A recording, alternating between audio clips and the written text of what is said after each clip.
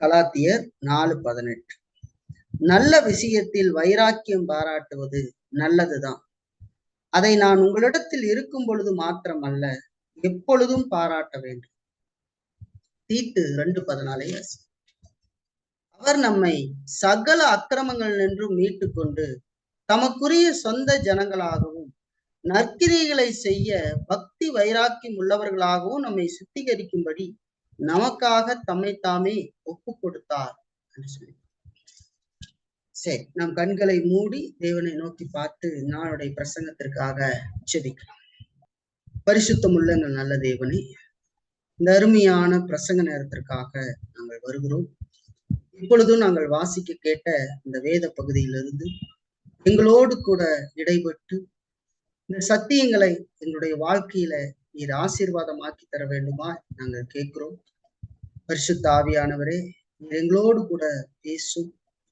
இதை புரிந்து கொள்ளவும் இதற்கு கீழ்ப்படியவும் எங்களுக்கு நீர் உதவும்படியாக நாங்கள் கேட்கிறோம். ஆண்டவரே, இந்த பிரசங்க நேரத்தையும் எங்களுக்கு நீர் ஆசீர்வதித்து கொடும். மட்டுமாக நடத்தினவர் இந்த நேரத்தை நீர் எங்களுக்கு ஆசீர்வதித்து தர வேண்டுமாய் நாங்கள் கேட்கிறோம். ஆண்டவரே, இந்த ஜெபத்தை இயேசு கிறிஸ்துவின் மூலமாக ஏறெடுக்கிறோம் எங்கள் நல்ல பிதாவே, ஆமென். இந்த செய்திக்கு தலைப்பா கிறிஸ்துவ வைராக்கியம் என்று சொல்லி ஒரு தலைப்பு கொடுக்கிறோம்.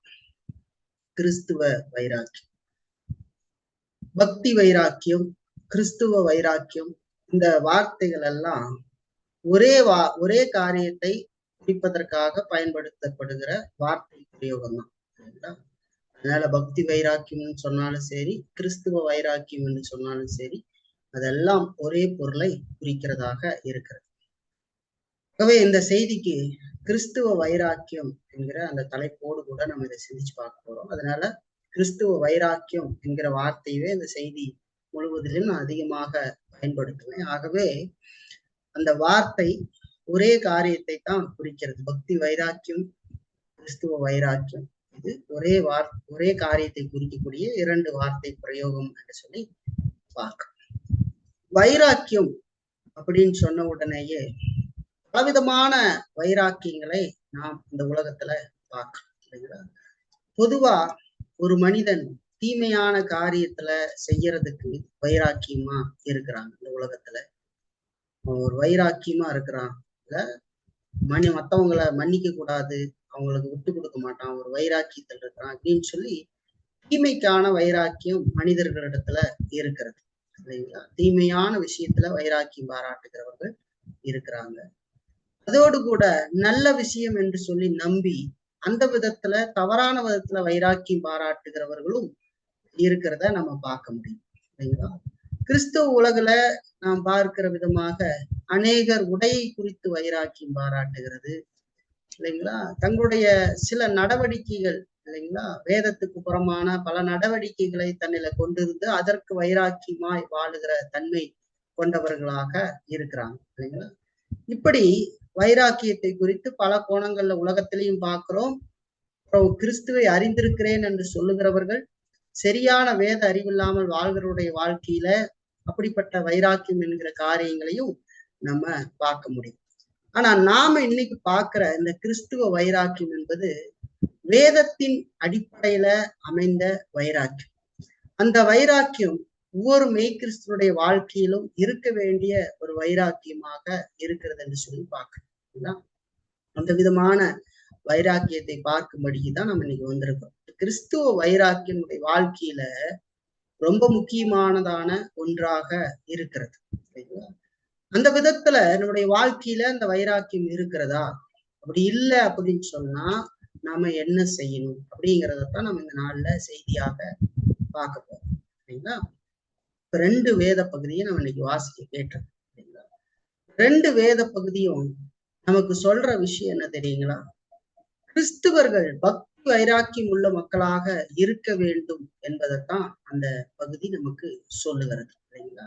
இப்ப கிறிஸ்துவ வைராக்கியம் ரொம்ப முக்கியமானது, இல்லைங்களா? இப்ப மெய்யான தேவ பக்தி உள்ள மனிதர்கள், அவர்கள் வைராக்கியம் உள்ளவர்களாக, தேவ பக்திக்குரிய வைராக்கியம் உள்ளவர்களாக இருப்பார்கள் என்று சொல்லி பார்க்கலாம். சரி, முதலாவது கிறிஸ்துவ வைராக்கியம் என்றால் என்ன அப்படின்னு பார்க்கணும். கிறிஸ்துவ வைராக்கியம் சொல்றீங்களே, அது என்ன? கிறிஸ்துவ வைராக்கியம் அப்படிங்கிறது கடவுளை பிரியப்படுத்துறதற்கும் அவருடைய சித்தத்தை செய்வதற்கும் அவருடைய மகிமையை இந்த உலகத்துல உயர்த்த வேண்டும் அப்படிங்கிற அந்த காரியம் தன்னில் பற்றி எரிகிற அந்த ஆசைதான் கிறிஸ்துவ வைராக்கியம் என்று சொல்லி பார்க்கணும். கடவுளை பிரியப்படுத்த வேண்டும் அப்படிங்கிறதும் அவருடைய சித்தத்தை நான் செய்ய வேண்டும் அப்படிங்கிறதும் என்னுடைய வாழ்க்கை ஆண்டவருடைய நாமத்தை மகிமைப்படுத்துகிற விதத்துல இருக்க வேண்டும் என்கிற அந்த பற்றி எரிகிற ஆசை, அந்த மனிதன்ல பற்றி எரிகிற அந்த ஆசைதான் கிறிஸ்துவ வைராக்கியம் என்று சொல்லி பார்க்கணும் இல்லைங்களா? கிறிஸ்துவ வைராக்கியம்னா என்ன? கடவுளை பிரியப்படுத்தவும் அவருடைய சித்தத்தை செய்யவும் அவருடைய மகிமையை இந்த உலகத்திலே உயர்த்தவும் வேண்டும் என்று சொல்லி பற்றி எரிகிற அந்த ஆசைதான் கிறிஸ்துவ வைராக்கியம் என்று சொல்லி பார்க்கணும். இப்ப இந்த ஆசை இயற்கையாக மனிதனுக்கு வருவதில்லை அப்படின்னு சொல்லி பார்க்கணும். உலகத்துல இருக்கிற மனிதர்களுக்கு இயற்கையா இது வந்து விடாது. ஏன் அப்படின்னா மனுஷன் பாவத்துல இருக்கிறான். பாவத்துல இருக்கிற மனிதன் கடவுளுக்கு பிரியமாக வாழ முடியாதவனாக இருக்கிறான். அவன் முழு பகையாக தேவனை பகைக்கிறவனாக தேவனுக்கு எதிரான செயல்களை மாத்திரமே செய்கிறவனாக அவன் இருக்கிறான் என்று சொல்லி பார்க்கிறான். ஆனா ஒரு மனிதன் மனம் திரும்புகிற பொழுது பரிசுத்த ஆவியானவர் இந்த விருப்பத்தை அந்த மனிதனுடைய உள்ளத்துல வைக்கிறார் என்று சொல்லி பார்க்க. அதைத்தான் தீத்துல நம்ம பார்க்கணும். கிறிஸ்து நம்மை நற்கிரியை செய்ய பக்தி வைராக்கியம் உள்ளவர்களாக மாற்றும்படி தன்னை ஒப்பு கொடுத்தார், தன்னைத்தானே ஒப்பு கொடுத்தார் என்று சொல்லி சொல்லுகிறது. சரிங்களா? நாம் பக்தி வைராக்கியம் உள்ளவர்களாக இருக்கும்படி. அப்ப பாருங்க, ஒரு மனிதன் மனம் திரும்புகிற பொழுது பரிசுத்த ஆவியானவர் இந்த விருப்பத்தை இந்த மனிதனுடைய உள்ளத்துல கொடுக்கிறார் என்று சொல்லி பார்க்க. மனிதன் படைக்கப்பட்ட நோக்கம் கடவுளை மகிமைப்படுத்தி வாழுவதற்காக அவன் படைக்கப்பட்டிருக்கிறான். அவன் தேவ சாயல்ல படைக்கப்பட்டிருக்கிறான் என்று சொல்லி பார்க்க. தேவனை பிரதிபலிக்கிறவனாக மனிதன் இருக்கிறான் என்று சொல்லி பார்க்க. அப்படி படைக்கப்பட்ட மனிதன் பாவம் செய்த பொழுது அவனில் இருக்கிற அந்த தேவ சாயல் கரைபடிந்து போய்விட்டது. அது தேவனை தேடுகிற காரியத்தை அது கொண்டிருக்கவில்லை. இந்த உலகத்திலே சில நன்மையான காரியங்களை இந்த மனிதன் செய்தாலும் ரட்சிக்கப்படாத மனிதன் அவனால் தேவனை தேட முடியாத ஒரு நிலையில அவன் இருக்கிறான் என்று சொல்லி பார்க்க. அப்போ ரட்சிக்கப்பட்ட மனிதனுடைய வாழ்க்கையில பரிசுத்த ஆவியானவர் இந்த விருப்பத்தை வைக்கிறார் என்று சொல்லி பார்க்க. இப்ப சில விசுவாசிகள்ல இந்த ஆசை மற்றவர்களை விட அதிகமாக இருக்கும் இல்லைங்களா? இதுல கொஞ்சம் வித்தியாசம் இருந்தாலும் ஆனா அந்த வைராக்கியம் அவருடைய வாழ்க்கையில இருக்கும். கடவுளை பிரியப்படுத்தி வாழ வேண்டும், அவருடைய சித்தத்தை நான் செய்து வாழ வேண்டும் இல்லைங்களா? என் மூலமாக தேவநாமம் மகிமைப்படணும் அப்படிங்கிற அந்த வாஞ்சை அவளை பற்றி எரிகிறதாக இருக்கும் என்று சொல்லி பார்க்க. இந்த ஆசை யாருல பலமுள்ளதாக இருக்கிறதோ அவர்கள் கடவுளை பிரியப்படுத்தவும் இயேசுவை கனப்படுத்துறதுக்கும் எந்த தியாகத்தையும் செய்கிறவர்களாக அவர்கள் இருப்பார்கள் என்று சொல்லி பார்க்க. இந்த வைராக்கியம், இந்த ஆசை யாருல இருக்குதோ அவங்க கடவுளை பிரியப்படுத்துகிறதற்கு பார்ப்பாங்க இல்லைங்களா? இயேசுவை கனப்படுத்தி வாழ வேண்டும் என்று சொல்லி பார்ப்பாங்க. அதற்காக எந்த தியாகத்தையும் அவர்கள் செய்வார்கள் என்று சொல்லி பார்க்க. துன்பத்தின் வழியாக போவாங்க, தன்னை மறுதலிக்கிறதற்கும் ஆயத்தமாக அவர்கள் இருப்பார்கள் என்று சொல்லி பார்க்க. தன்னை உயர்த்துகிற எந்த காரியத்தையும் அவருடைய வாழ்க்கையில காண முடியாது. கடவுளையே மகிமைப்படுத்த வேண்டும் என்கிற ஒரே நோக்கத்துல வாழ்வார்கள் என்று சொல்லி பார்க்க. அப்ப கிறிஸ்துவ வைராக்கியம் உள்ள ஒரு மனிதன் அவனுக்கு ஒரே ஒரு காரியத்துக்காக மட்டும்தான் அந்த மனுஷன் வாழ்கிறான் இல்லைங்களா? ஒரே காரியத்திற்காகத்தான் அந்த மனிதன் வாழ்கிறான். அது என்ன அப்படின்னு கேட்டா, தன்னுடைய முழு வாழ்க்கையும் கிறிஸ்துவை மகிமைப்படுத்த வேண்டும், பிரியப்படுத்த வேண்டும் அப்படிங்கிற அந்த ஒரே நோக்கம் தான் அவனுடைய வாழ்க்கையினுடைய இலக்காக இருக்கிறது என்று சொல்லி பார்க்கிறான். அதற்காகவே தன்னை அர்ப்பணித்து அவன் வாழ்கிறவனாக இருக்கிறான் என்று சொல்லி பார்க்கிறான். கிறிஸ்துவ வைராக்கியன்றது இதுதான். இப்ப எனக்கு என்ன நடந்தாலும் சரி, தன்னை பற்றி மனிதர்கள் என்ன பேசினாலும் சரி, அதை குறித்து அந்த மனிதன் கவலைப்பட மாட்டான் என்று சொல்லி பார்க்கிறேன். ஏன்? அவனுடைய இலக்கு முழுவதும் கடவுளை பிரியப்படுத்த வேண்டும், கடவுளுடைய விருப்பத்தை நான் என் வாழ்க்கையில செய்ய வேண்டும். என் வாழ்க்கையின் மூலமாக கடவுளுடைய நாமம் உயர்த்தப்பட வேண்டும். அப்படிங்கிறது மட்டும்தான் அவனுடைய இலக்கு. அதனால அவனுக்கு என்ன இழப்பு வந்தாலும் அதை குறித்து கவலைப்பட மாட்டான். தன்னை பற்றி மனிதர்கள் என்ன வேணாலும் பேசிக்கொள்ளலாம், அதை பற்றி அவன் ஒருபோதும் கவலைப்பட மாட்டான் என்று சொல்லி பார்க்க. இந்த உலகத்துல பெரிய சாதனைகளை செய்த மனிதர்களை எல்லாம் நாம் பார்க்க, அந்த உலக மனிதர்களையே பாருங்க. அவர்கள் என்ன செய்கிறார்கள்? அவங்க அங்க எது மேல குறிக்கோளா இருக்கிறாங்களோ அதை தவிர மத்ததை எல்லாத்தையும் தள்ளிடுவாங்க இல்லைங்களா? அந்த ஒரே நோக்கத்திற்காக மட்டுமே உழைப்பார்கள் என்று சொல்லி பார்க்கணும் இல்லைங்களா? அதுபோலதான் ஒரு மெய் கிறிஸ்துவன் கிறிஸ்துவையே ஒரே நோக்கமாக கொள்ளுகிற மனநிலையோடு இருப்பான் என்று சொல்லி பார்க்கிறோம். அதுதான் கிறிஸ்துவ வைராக்கியம் என்று சொல்லி பார்க்கணும். அதான் கிறிஸ்துவ வைராக்கியம். இந்த வைராக்கியம் நம்முடைய வாழ்க்கையில காணப்படுகிறதா அப்படின்னு கேள்வி கேட்டோம். அப்போஸ்தலர் எல்லாரும் இந்த விதமான வைராக்கியம் உடையவர்களாக இருந்தார்கள் என்று சொல்லி நாம் வேதத்துல பார்க்கிறோம். அப்போஸ்தலர்கள் எல்லாரும் இந்த விதமான வைராக்கியம் உடையவர்களாக இருந்தார்கள் என்று சொல்லி வேதம் சொல்கிறது. உதாரணத்திற்கு நம்ம பவுலை பார்ப்போமே. பாருங்க, அப்போஸ்தலர் நடவடிக்கைகள் 20ஆம் அதிகாரம் 20ஆம் அதிகாரத்துல 24ஆம் வசனம். ஆகிலும் அவைகளில் ஒன்றையும் குறித்து கவலைப்படேன். என் பிராணனையும் நான் அருமையாக எண்ணேன். என் ஓட்டத்தை சந்தோஷத்தோடு முடிக்கவும் தேவனுடைய கிருபையின் சுவிசேஷத்தை பிரசங்கம் பண்ணும்படிக்கு நான் கர்த்தராகிய இயேசு கிறிஸ்துவினிடத்தில் பெற்ற ஊழியத்தை நிறைவேற்றவுமே விரும்புகிறேன் என்று சொல்லி சொல்றார். எபேசு சபை மூப்பர்களிடத்துல கடைசியா பேசும்போது இந்த வார்த்தைய அவர் பயன்படுத்துகிறார். கடைசியா அவர்களோடு பேசி அதுக்கு முன்னாடி எருசலேமுக்கு போகிறார். அங்க என்ன வேணாலும் நடக்கும் அப்படிங்கிறத அவர் அறிந்திருந்தார்.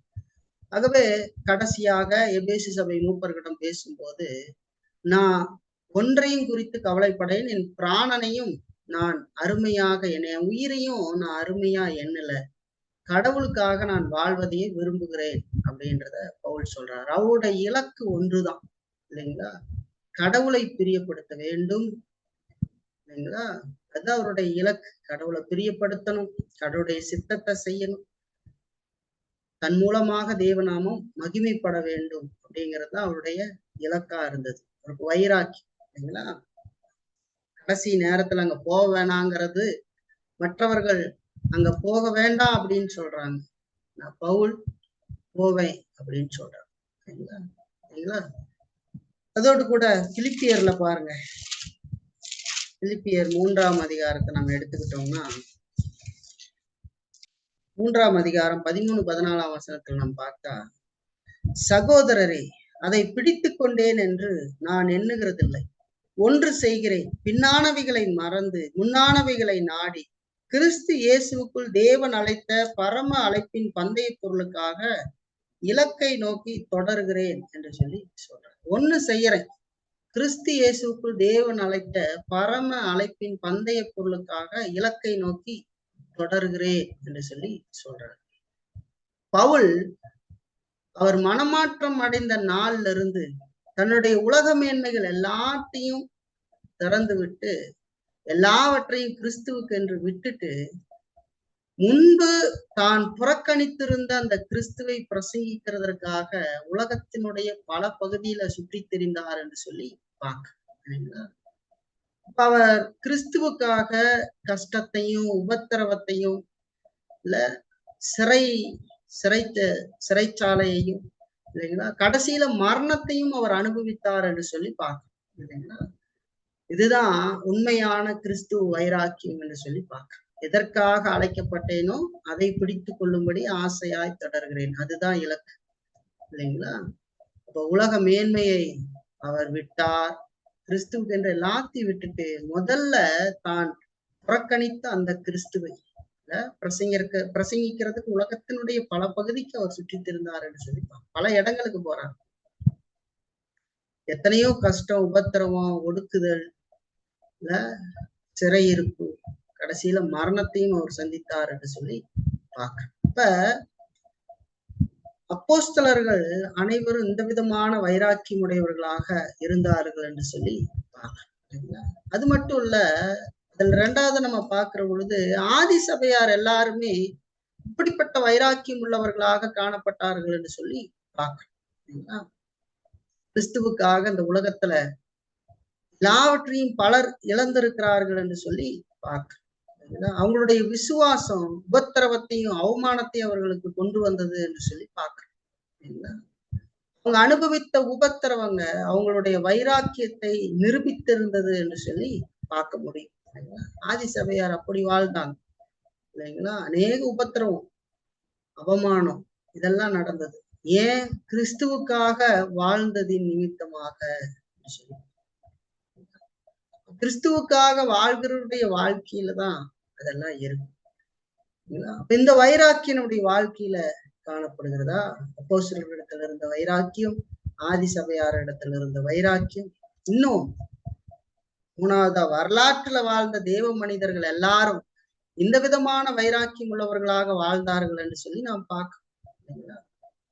மார்ட்டின் லூதர் 16ஆம் நூற்றாண்டுல பாருங்க, மார்ட்டின் லூதர், சீர்திருத்தவாதிகள் எல்லாரும் இந்த விதமான வைராக்கியம் உடையவர்களாக இருந்தார்கள் என்று சொல்லி பார்க்கிறோம். அப்படி அவர்கள் வாழ்ந்து தங்களுடைய உயிரையும் அநேகர் இழந்தார்கள் என்று சொல்லி பார்க்கிறோம். அப்பொழுது கிறிஸ்துவுக்காக வாழ்ந்து அதுக்கு ஆயத்தமா இருந்தாங்க, தங்களுடைய உயிரையும் கொடுக்கறதுக்கு இல்லைங்களா. அப்போ ரொம்ப கவனமா நம்ம பார்க்கணும், கிறிஸ்துவ வைராக்கியனுடைய வாழ்க்கையில இருக்குதா. இப்ப இதெல்லாம் நம்ம சிந்திச்சு பார்க்கும்போது நம்முடைய நிலை எப்படி இருக்குது? ஏணி வச்சா கூட எட்டாத மாதிரி ஒரு வாழ்க்கை இருக்கா? இதெல்லாம் சிந்திச்சு பார்க்கணும். வேதம் போதுமானது, வேதம் அது அதிகாரமுடையது அப்படின்னு நம்ம நம்புறோம் அப்படின்னா, அந்த வேதம் சொல்ற அந்த சத்தியத்தின் அடிப்படையில நம்முடைய வார்த்தை அமைந்திருக்க வேண்டியது அவசியம். அப்போ ஏனோ தானோ என்று நம்முடைய வாழ்க்கை அமைந்திருந்து நாம் அப்படி இருப்போம் அப்படின்னு சொன்னா நம்ம பரிசோதித்து பார்க்க வேண்டியது அவசியம். அப்ப பாருங்க, இந்த உண்மையினுடைய வெளிச்சத்துல கிறிஸ்து வைராக்கியம் என்பதை நாம் புறக்கணிக்க கூடாது என்று சொல்லி பார்க்கிறோம். இது அப்போஸ்தலருடைய அந்த வைராக்கியத்தை நம்ம பார்க்கிறோம். வரலாற்றுல ஆதி சபைகள் பார்க்கிறோம், அநேக துன்புறுத்தலுக்கு உட்பட்டார்கள் என்று சொல்லி பார்க்கிறோம். அதோடு கூட 16ஆம் நூற்றாண்டு வரலாற்றுல நம்ம பார்த்தா சீர்திருத்தவாதிகள் இவர்கள் எல்லாம் இப்படிப்பட்ட வைராக்கியம் உடையவர்களாக இருந்தார்கள் என்று சொல்லி நாம் பார்க்கிறோம். அப்ப கிறிஸ்துவ வைராக்கியம் அப்படின்றது கடவுளை பிரியப்படுத்துவதும், அவருடைய சித்தத்தை செய்வதும், அவருடைய நாமத்தை அவருடைய நம்முடைய வாழ்க்கையின் மூலமாக அவருடைய மகிமையை உயர்த்த, அவருடைய மகிமைக்காக நம்முடைய வாழ்க்கை அமைந்திருக்கிறதுமே அது கிறிஸ்துவ வைராக்கியம் என்று சொல்லி பார்க்கிறோம். அந்த விதத்துல நான் வாழ வேண்டும் என்று நமக்குள்ள பற்றி எரிகிற அந்த ஆசை தான் கிறிஸ்துவ வைராக்கியம் என்று சொல்லி பார்க்கிறோம். அப்படிப்பட்ட கிறிஸ்துவ வைராக்கியம் நமக்கு இருக்குதா? சரி, ரெண்டாவதா நம்ம இதுல பாக்குறது கிறிஸ்துவ வைராக்கியம் அப்படின்னா என்னன்னு பார்த்திருக்கோம் இல்லைங்களா. அது எப்படி இருக்கணும்? கடவுளை பிரியப்படுத்தவும், கடவுளுடைய சித்தத்தை செய்யவும், வாழ்க்கையின் மூலமாக அவருடைய நாமம் உயர்த்தப்பட வேண்டும் என்று சொல்லி நம்மளை பற்றி எறிகிற ஆசைதான் கிறிஸ்துவ வைராக்கியம் என்று சொல்லி பார்க்கிறோம். ரெண்டாவது, உண்மையான கிறிஸ்துவ வைராக்கியத்தினுடைய தன்மைகள். கிறிஸ்துவ வைராக்கியத்தினுடைய தன்மை அது என்ன தன்மையை கொண்டிருக்கிறது அப்படின்னு நாம் பார்க்கிறோம். எந்த விதமான வைராக்கியத்தை நாம் கொண்டிருக்கிறோம் அப்படின்னு சொல்லி அறிந்திருப்பது ரொம்ப அவசியம் இல்லைங்களா. இன்னைக்கு நம்ம சிலர் அப்படி கடவுளுக்காக வைராக்கியம் கொள்ளுகிறவர்களாக நாம் வாழ்கிறோம் என்று சொல்லி நாம் நினைச்சுக்கிட்டு இருக்கோம். ஆனா கிறிஸ்துவ வைராக்கியத்தினுடைய மெய்யான தன்மை என்ன அப்படிங்கிறத நம்ம அறிஞ்சிக்க வேண்டியது அவசியம் இல்லைங்களா. ஒரு மனுஷன் உண்மையுள்ளவனாக இருந்தா அவனுடைய வைராக்கியம் சரியானதாகத்தான் இருக்கும் அப்படின்னு பலர் நினைக்கிறாங்க இல்லைங்களா. ஆனா அது உண்மை அல்ல. ஒரு மனுஷ வாழ்க்கையில சில விஷயங்கள்ல உண்மையா நடந்துக்கிறாங்க, நேர்மையா நடந்துக்கிறாங்க, அதையெல்லாம் வைத்து அந்த மனிதனுடைய வைராக்கியம் சரியானதாகத்தான் இருக்கும் அப்படின்னு நாம நினைக்க கூடாது. அது உண்மை இல்லை இல்லைங்களா. அப்படி அல்ல. அப்போ உண்மையான கிறிஸ்துவ வைராக்கியத்தினுடைய தன்மையை நம்ம பார்க்கலாம். உண்மையான கிறிஸ்துவ வைராக்கியம் அப்படிங்கிறது தேவனுடைய வார்த்தையினால உண்டானதாக இருக்க வேண்டும் என்று சொல்லி பார்க்கிறோம். முதல்ல அதான் பார்க்கிறோம். உண்மையான கிறிஸ்து வைராக்கியம் அப்படிங்கிறது தேவனுடைய வார்த்தையினால் உண்டானதாக இருக்க வேண்டும். உண்மையான வைராக்கியம் அப்படிங்கிறது அறிவின்படியானது, அதாவது தேவனுடைய வார்த்தையினால் அது ஏற்படுகிறதாக இருக்க வேண்டும் என்று சொல்லி பார்க்கிறோம். ஆண்டவருடைய வார்த்தையை விட்டு அந்த வைராக்கியம் வரும் என்று சொன்னா அது அறிவு சார்ந்த வைராக்கியம் அல்ல, வேதத்தின் அடிப்படையில வந்த வைராக்கியம் அல்ல அப்படின்றத ஞாபகத்தை வச்சுக்கோங்களா. உதாரணத்துக்கு ஒரு வசனத்தை வாசிக்கலாமே பாருங்க. ரோமர்ல 10ஆம் அதிகாரம் 2ஆம் வசனம் பாருங்க. தேவனை பற்றி அவர்களுக்கு வைராக்கியம் உண்டென்று அவர்களை குறித்து சாட்சி சொல்லுகிறேன், ஆகிலும் அது அறிவுக்கேற்ற வைராக்கியம் அல்ல என்று சொல்லி பவுல் சொல்றார். யூதர்களை குறித்து பவுல் சொல்றார். சரிங்களா? இப்ப பாருங்க, ஆதி சபையை துன்புறுத்தின யூதர்கள் மிகுந்த வைராக்கியம் உள்ளவர்களாக காணப்பட்டாங்க. சரிங்களா? அவருடைய மதத்துக்காக அவர்கள் அப்படி நடப்பதாக அவர்கள் நினைத்தாங்க. சரிங்களா? ஆனா அந்த வைராக்கியம் அறிவின்படியான வைராக்கியமாக இல்லை என்று சொல்லி பார்க்கிறோம். வேதத்தின் அடிப்படையில அமைந்த வைராக்கியமாக அது இல்லை. இன்னொரு உதாரணத்தை கூட பார்க்க முடியும். இயேசு கிறிஸ்து காட்டி கொடுக்கப்பட்டு பிடிக்கப்படுகிற அந்த ராத்திரியில ஒரு சம்பவம் நடக்கிறது. பேதுரு காதை வெட்டுகிறத இல்லைங்களா? பேதுருக்கு வைராக்கியம் இருந்தது, ஆனா அது அறிவுக்கேற்ற வைராக்கியம் அல்ல என்று சொல்லி பார்க்கலாம். ஆண்டவர் மேல இருந்த அன்பினால ஒரு வைராக்கியம் உடையவனாக அவன் போய் காதை வெட்டினான், ஆனா அது அறிவுக்கேற்ற வைராக்கியம் அல்ல என்று சொல்லி பார்க்கலாம். உண்மையான கிறிஸ்து வைராக்கியம் என்பது தேவனுடைய வார்த்தையினால உண்டானதாக இருக்க வேண்டும் என்று சொல்லி பார்க்க. தவறான மதங்களை பின்பற்றவங்க இன்னைக்கு அதிக வைராக்கியத்தை காண்பிக்கிறார்கள் என்று சொல்லி பார்க்கிறோம். ஆனா அது சத்தியத்தின்படியான வைராக்கியம் அல்ல, இல்லைங்களா? எவ்வளவு தூரம் நடந்து போறாங்க இல்லைங்களா? பல கிலோமீட்டர் நடந்துகிட்டு கிடப்பாங்க, இல்ல உடலை கழிச்சுக்கிறாங்க, இதெல்லாம் செய்யறாங்க இல்லைங்களா? ஒரு வைராக்கியத்தோடு எல்லா காரியத்தையும் செய்யறாங்க. ஆனா அது சத்தியத்தின்படியான வைராக்கியம் அல்ல, அது அறிவு சாராத வைராக்கியம். உண்மையான வைராக்கியம் என்பது தேவனுடைய வார்த்தையினால உண்டானதாக இருக்க வேண்டும். பாருங்க, இரண்டாவது, உண்மையான கிறிஸ்து வைராக்கியம் அப்படிங்கிறது சரியான நோக்கமுடையதாக இருக்க வேண்டும் என்று சொல்லி பார்க்க. இந்த வைராக்கியம் சரியான நோக்கமுடையதாக இருக்க வேண்டும். பரிசேயருடைய வைராக்கியத்தை பார்க்கிறோம், அது பிரிவினையின் ஆவியா இருந்தது என்று சொல்லி பார்க்க முடியும். சரிங்களா? அப்படித்தான் இருந்தது இல்லைங்களா?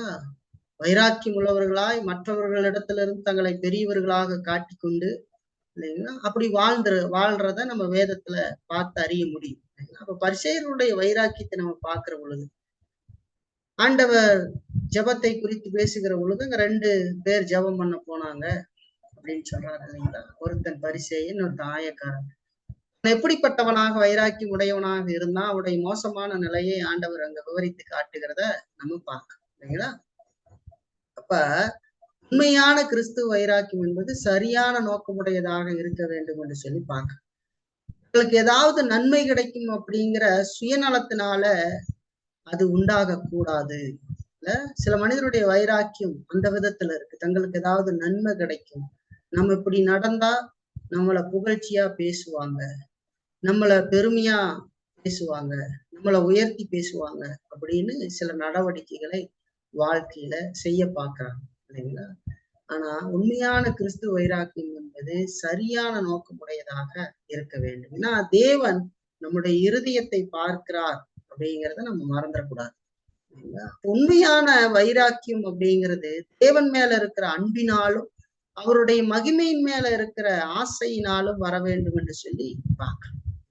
உண்மையான வைராக்கியம் சரியானதாக இருந்தா அது தேவன் மேல இருக்கிற அன்பினாலும் அவருடைய மகிமையின் மேல இருக்கிற ஆசையினாலும் வர வேண்டும் என்று சொல்லி பார்க்கிறப்ப உண்மையான கிறிஸ்து வைராக்கியம் அப்படிங்கிறது சரியான நோக்கமுடையதாக இருக்க வேண்டும் அப்படின்னா அதுதான் நம்ம பார்த்துட்டு வரோம். உண்மையான கிறிஸ்து வைராக்கியத்தினுடைய தன்மை அது என்னென்ன தன்மைகளை கொண்டிருக்கும் அப்படின்னு பார்த்துக்கிட்டு வரோம் இல்லைங்களா? அப்ப அது தேவனுடைய வார்த்தையினால் உண்டானதாக இருக்கணும். அது சரியான நோக்கமுடையதாக இருக்கணும்னு சொல்லிப்பாங்க. அடுத்தது, உண்மையான கிறிஸ்து வைராக்கியம் என்பது தேவன் கவலை கொள்ளுகிற விஷயங்களை குறித்து கவலை கொள்ளுகிறதாக இருக்க வேண்டும். தேவன் எதில் கவலை கொள்ளுகிறாரோ அந்த விஷயத்துல கவலை கொள்ளுகிறதாக இருக்க வேண்டும். வேதம் சொல்லுகிறது, நான் பரிசுத்தர், ஆகையால் நீங்களும் எனக்கேற்ற பரிசுத்தராய் இருங்கள் என்று சொல்லி சொல்றார்.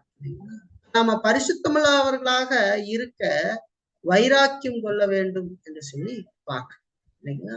இப்ப கடவுள் நாம் தவறுகிற பொழுது, நாம் பாவத்துல வாழ்கிற பொழுது அதுல கவலை கொள்ளுகிறார் என்று சொல்லி பார்க்க இல்லைங்களா. அப்போ நாம பரிசுத்தமுள்ளவர்களாக இருக்க வேண்டும் என்று சொல்லி தேவன் சொல்றார். நான் பரிசுத்தர், ஆகையால் நீங்களும் எனக்கேற்ற பரிசுத்தர்களா இருங்கள் என்று சொல்லி சொல்றார். நம்ம பரிசுத்தமுள்ளவர்களாக இருக்கிறதற்கு வைராக்கியம் கொள்ள வேண்டியது அவசியம். அதோடு இழந்து போனவர்களுடைய மீட்புக்காக நாம் வைராக்கியம் கொள்ள வேண்டியது அவசியம் இல்லைங்களா. ரட்சிக்கப்படாத மக்கள் இல்லைங்களா, அவங்க மனம் திரும்ப வேண்டும் என்று சொல்லி தேவன் சுவிசேஷத்தை இந்த உலகத்திற்கு அனுப்புகிறார் இல்லைங்களா. அப்போ ஆண்டவருடைய அந்த காரியத்துல நாம ஈடுபட்டு அதுல வைராக்கியம் கொள்ளுகிறவர்களாக இருக்க வேண்டியது அவசியம் இல்லைங்களா. ரட்சிக்கப்படாதவர்கள் ரட்சிக்கப்பட வேண்டுமே அப்படின்னு சுவிசேஷத்தை அறிவிக்கிறதுல நாம் வைராக்கியம் உள்ளவர்களாக இருக்க வேண்டியது அவசியம் இல்லைங்களா.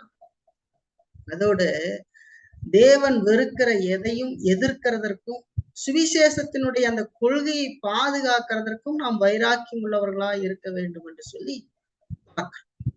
தேவன் எதை எதிர்க்கிறாரோ அதை நாமும் வெறுக்க வேண்டும். அதோடு சுவிசேஷத்தின் கொள்கையை பாதுகாக்கிறதற்கு நாம் வைராக்கியம் உள்ளவர்களாக இருக்க வேண்டும் என்று சொல்லி பார்க்கிறோம். கலாத்தியர்ல பாருங்க, 2ஆம் அதிகாரத்துல 11ஆம் வசனம். மேலும் பேதுரு அந்தியோக்கியாவுக்கு வந்தபோது அவன் மேல் குற்றம் சுமந்ததினால் நான் முகமுகமாய் அவனோடு எதிர்த்தேன் என்று சொல்லி சொல்றார். இப்ப சுவிசேஷம் யூதர்களுக்கும் கிரேக்கர்களுக்கும் எல்லாருக்கும் உரியது என்று சொல்லி பார்க்கிறோம் இல்லைங்களா. ஆனா பேதுருவோ இங்க ஒரு மாய்மாலம் பண்ணுகிற பொழுது அங்க பவுல் அங்க அவரை எதிர்க்கிறத பார்க்கிறோம். அதற்கு அப்ப சுவிசேஷத்தை பாதுகாக்கிறதுல இல்லைங்களா வைராக்கியம் உடையவராக அங்க இருந்தார் என்று சொல்லி பார்க்க. இப்ப உண்மையான கிறிஸ்து வைராக்கியங்கிறது தேவன் கவலை கொள்ற விஷயங்களை குறித்தே கவலை கொள்ளும் என்று சொல்லி பார்க்க. நாம் பரிசுத்தமாக வாழணும், அதோடு ரட்சிக்கப்படாதவர்கள் ரட்சிக்கப்பட வேண்டும் என்கிற அந்த வைராக்கியம் கொண்டவர்களாக சுவிசேஷத்தை அறிவிக்க வேண்டும்.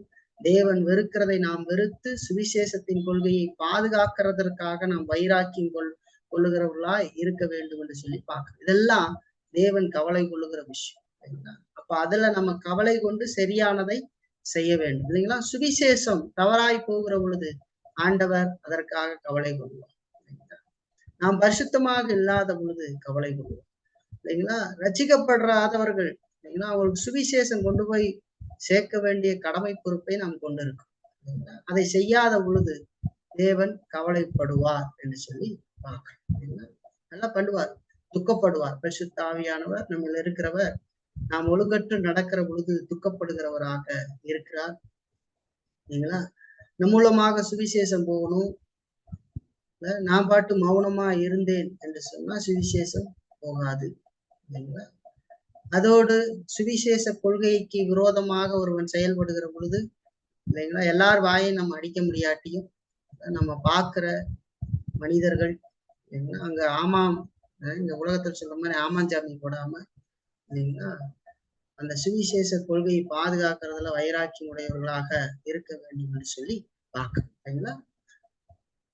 சரி, 4வது அதுல நம்ம பார்க்கும் பொழுது உண்மையான கிறிஸ்து வைராக்கியம் என்பது அன்போடு கலந்திருக்க வேண்டும் என்று சொல்லி பார்க்கணும். இதெல்லாம் உண்மையான கிறிஸ்து வைராக்கியத்தினுடைய தன்மைகள். இதெல்லாம் நம்முடைய வாழ்க்கையில இருக்குதா அப்படின்னு பார்க்கணும். உண்மையான கிறிஸ்து வைராக்கியம் அப்படிங்கிறது அன்போடு கலந்திருக்க வேண்டும் சொல்லி பார்க்கணும். அது கசப்பானதா இருக்கக்கூடாது, ஒரு கடுகடுப்பானதாக அது இருக்கக்கூடாது என்று சொல்லி பார்க்கணும். இதுக்கு வைராக்கியம் என்கிற பேர்ல யாருக்காவது சுவிசேஷத்தை சொல்றது, அவங்க அதை கேட்கலினோடனே அவங்கள அப்படியே முறப்பா பாக்குறது, அவங்கள மதிக்காம நடத்துறது, அவங்கள ஒரு பொருட்டாவே எண்ணாம நடந்துக்கிறது இதெல்லாம் செய்கிறது உண்மையான கிறிஸ்து வைராக்கியம் அல்ல. சரிங்களா? அது அன்போடு கலந்திருக்கிறதாக இருக்கும் என்று சொல்லி பார்க்கலாம். பாவத்தை வெறுத்து பாவியை நேசிக்கிறதாக அது இருக்கும் உண்மையான வைராக்கியம். பாவத்தை தான் வெறுக்கும், பாவிய வெறுக்காது. சரிங்களா? ஒரு மனிதன்ல இருக்கிற அவன் பாவத்தை தான் வெறுக்கணுமே தவிர அந்த மனுஷனை வெறுத்து அந்த மனுஷனை பார்க்கும்போது அவனை இழிவா பாக்குறது இல்ல, அவன் இயேசு இடத்துல வராம இருக்கிறதுனால சுவிசேஷம் பல முறையும் சொல்லி அவன் இயேசு இடத்துல வல்லினோடனே ரொம்ப கேவலமா பாக்குறது, இதெல்லாம் செய்யக்கூடாது. அவங்க மேல அன்பா இருக்கிறதுக்கு கத்துக்கணும். இல்லைங்களா? அப்ப உண்மையான கிறிஸ்து வைராக்கியம் அப்படிங்கிறது அன்போடு கலந்திருக்க வேண்டியது அவசியம் என்று சொல்லி பார்க்கணுங்களா? அந்த வைராக்கியம் தீமையை வெறுத்தாலும் தீய மனிதர்களுக்கு நன்மை செய்ய ஆயத்தமா இருக்கும் என்று சொல்லி பார்க்கணும். இல்லைங்களா? தீமையைத்தான் வெறுக்கும், ஆனா கெட்ட மனிதர்களுக்கும் நன்மை செய்யறதற்கு அது ஆயத்தமா இருக்கும்னு சொல்லி பார்க்க. நான் சொல்லி கேட்கல, அதனால நானும் உனக்கு எதுவும் செய்ய மாட்டான்னு போட்டா போட்டியா வாழாது. இல்லைங்களா? நான் உனக்கு சொன்னேன், நீ கேட்கல, அதனால நானும் அப்படித்தான் இருப்பேன் அப்படின்னு இருக்காது. அவங்களுக்கு நன்மை செய்யற காரியத்துல அது முன் வரும் அப்படின்னு சொல்லுவாங்க. இல்லைங்களா? இயேசு கள்ளப்போதர்களை இனங்காட்டினாலும் எருசலேமை நோக்கி கண்ணீர் விட்டார் என்று சொல்லி வேதம் சொல்வார். கள்ளப்போதலை குறித்து பேசுறாரு. இல்லைங்களா? அவங்க மாய் மாலம் அதெல்லாம் இருக்குது. இருந்திருந்த போதிலும் பாருங்க, அவர் எருசலேமை பார்த்து கண்ணீர் விட்டார். சிலுவையில தொங்குற பொழுதும் பிதாவே தாங்கள் செய்கிறது இன்னதென்று அறியாது இருக்கிறார்கள், அவருடைய மன்னியும் அப்படின்னு சொன்னார். ஒரு பாவத்தை வெறுத்தார், பாவியை நேசித்தார் என்று சொல்லி பார்க்க. அப்போ நம்ம நல்லா தெரிஞ்சுக்கணும். இல்லைங்களா? பாருங்க, ஒரு வசனத்தை கூட வாசிக்கலாம். கலாத்தியர் 4:19 பாருங்க. என் சிறு பிள்ளைகளை, கிறிஸ்து உங்களிடத்தில் உருவாகும் அளவும் உங்களுக்காக மறுபடியும் கர்ப்ப வேதனைப்படுகிறேன் என்று சொல்லி பவுல் சொல்றார். கலாத்தியருடைய தவறுகளை பவுல் வன்மையாக அங்க கண்டித்த போதும் அவங்கள சிறு பிள்ளையை போல பாவித்து பராமரித்தார் என்று சொல்லிப்பாங்க. அவங்க இப்போ ஒரு தப்பான காரியத்துக்கு போறாங்க.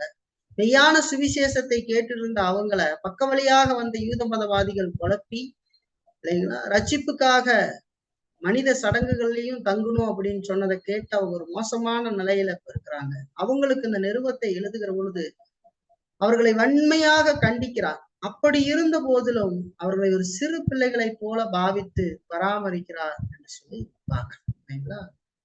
அந்த வார்த்தை ரொம்ப முக்கியம். என் சிறு பிள்ளைகளே, பார்த்தீங்களா, வளராது இருக்கிறீங்களே, குழந்தை மாதிரி. கிறிஸ்து உங்களிடத்தில் உருவாகும் அளவு உங்களுக்காக மறுபடியும் கர்ப்ப வேதனைப்படுகிறேன் அப்படின்னு சொல்லி. கிறிஸ்துவை அறியாதவர்கள், நம்முடைய சொந்த பந்தங்களா இருக்கலாம், நம்ம நண்பர்களா இருக்கலாம், வேலை ஸ்தலத்துல இருக்கிறவர்களா இருக்கலாம், கட்டுக்கொண்டு மூஞ்ச காட்டினானா உண்மையான கிறிஸ்து வைராக்கியம் உடையவன் அல்ல. அவனுக்கு அன்புனா என்னன்னு தெரியல. இல்லைங்களா? பாவத்தை வெறுக்கிறதுக்கும் பாவியை வெறுக்கிறதுக்கும் வித்தியாசம் நிறையாக இருக்கிறது அப்படிங்கிறத மறந்துடக்கூடாது. நாம் பாவியை வெறுக்கும்படியாகவோ ஆண்டவர் சொல்லல, பாவியை ஒதுக்கிரு அப்படின்னு சொல்லல. அப்படின்னா நம்ம இந்த உலகத்திலேயே இருக்க முடியாது. இல்லைங்களா? அது அவர் செய்யற வேலை. நாம் அன்றாடம் மளிகை கடைக்கு போய் மளிகை கடையில பொருள் வாங்குறோம். அங்க இருக்கிறவன் என்ன ரசிக்கப்பட்டவனாவா இருப்பான்? இல்லைங்களா? அன்றாடம் நம்ம பயணிக்கிறோம், எங்கெங்கோ பயணிக்கிறோம், பஸ்ல போறோம் வரோம், எங்கெங்கயோ போறோம், எல்லா உலக மனுஷங்க தான் இருப்பாங்க. ரசிக்கப்படாதவர்கள் பலர் இருப்பாங்க. இல்லைங்களா? அவங்கள வெறுக்கணும்னு சொல்லுதா? இல்ல, அவர்களிடத்துல கிறிஸ்துவின் அன்பை காட்டுங்கன்னு சொல்லுது. அவன் பதிலுக்கு சேரும் சகதியும் தான் நம்ம மேல போடுவாங்க சில நேரம். இல்லைங்களா? அதையும் தொடச்சுக்கிட்டு அன்புதான் காட்ட சொல்லுது. இல்லைங்களா? அவங்கள இருக்கிற பாவத்தை நாம் வெறுக்க கற்றுக்கொள்ள வேண்டும். அவங்களுடைய பாவத்தை நாம் நன்காக பார்த்தோம் அப்படின்னு சொன்னா, பாவத்தை பத்தின சரியான புரிதல் நமக்கு இருக்கும் அப்படின்னு சொன்னா, இந்த பாவம் என்னெல்லாம் செய்யும், நம்முடைய வாழ்க்கையில என்னெல்லாம் செய்தது அப்படிங்கிறத நீங்க சிந்திச்சு ஆழமா உட்காந்து பார்த்தீங்கன்னா, ரசிக்கப்படுறதுக்கு முன்னாடி நீங்க எல்லாம் எப்படி இருந்தீங்க அப்படின்னு கேள்வி கேட்பாங்க. என்ன விதமான மனநிலையில் இருந்தீங்க? என்ன விதமான சிந்தனையோடு எல்லாவற்றையும் நோக்கி பார்த்துட்டு இருந்தீங்க? அதே சிந்தனை தானே அந்த மனிதனுக்கும் இருக்கும். அதே மாதிரிதான மனிதர்களை பார்ப்பாங்க. நம்முடைய கண்களை திறந்த அந்த தேவன் அவங்களுடைய கண்களையும் திறக்கணுமேங்கிற வாஞ்சியோடு கூட நம்ம செயல்படுறவங்களா இருக்கு, அன்போடு கூட செயல்படுறவங்களா இருக்கும். சரிங்களா? பவுலை பார்த்தா ரசிக்கப்படுறதுக்கு முன்னாடி பவுல் பக்கத்துலயே யாரும் போக மாட்டாங்க, அவ்வளவு பயம். இல்லைங்களா? வேதத்துல பார்க்கும்போது பயந்துக்கிறாங்க. அப்போஸ்தலர்கள் கூட சேர்த்துக்கிறதுக்கு ஒத்துக்கல. இல்லைங்களா? ஒத்துக்க மாட்டாங்க. ஒரு தந்திரமா வந்திருப்பாங்க. எந்த அளவுக்கு தாக்கத்தை பவுல் உருவாக்கி இருந்தாருன்னு பாருங்க சமுதாயத்தை. இப்போ நல்லா தெரிஞ்சுக்கணும், பாவத்தை வெறுக்கணுமே தவிர பாவியை வெறுக்கிறது இல்லை. தீமையை வெறுக்கணுமே தவிர தீய மனிதர்களுக்கு நம்ம எப்போ நன்மை செய்ய ஆயத்தமா இருக்கும்.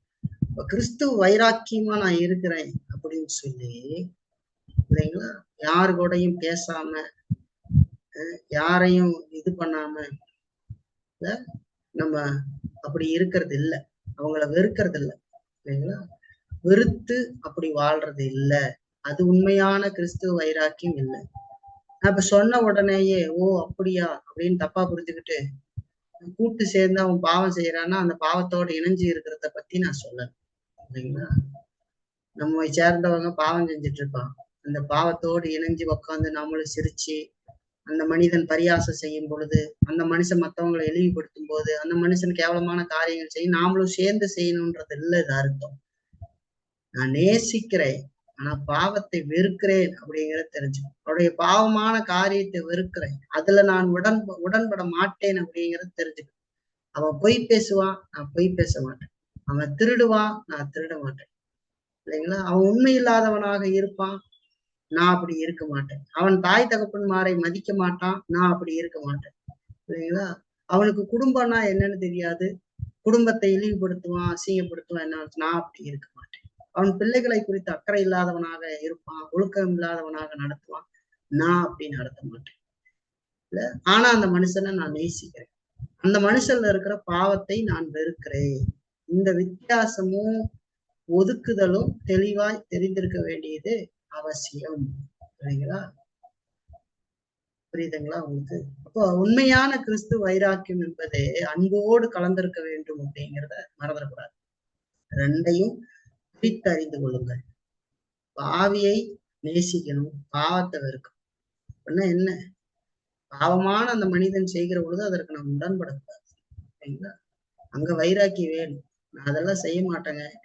நீங்க உண்மையான வைராக்கியம் உள்ளவர்களாக இருந்தா அவங்க உங்க முன்னாடி அதெல்லாம் செய்யறதுக்கே பயப்படுவாங்க, ஓடி ஒளியுவாங்க, செய்ய மாட்டாங்க.